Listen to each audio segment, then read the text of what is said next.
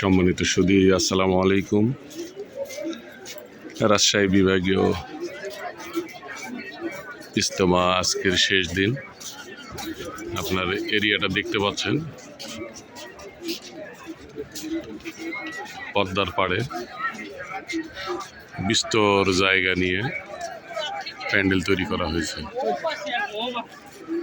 বাকি সবুজ গাছের জন্য পশ্চিমের এই অংশটুকু দেখা যাচ্ছে না।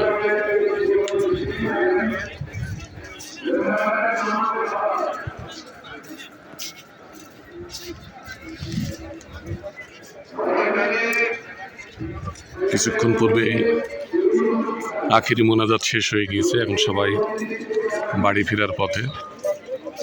দেখতে পাচ্ছেন দলে দলে লোকজন টবলা টবলি বেঁধে নিয়ে ঘাড়ে, মাথায়, বুকে, পিঠে বেঁধে নিয়ে চলে যাচ্ছে।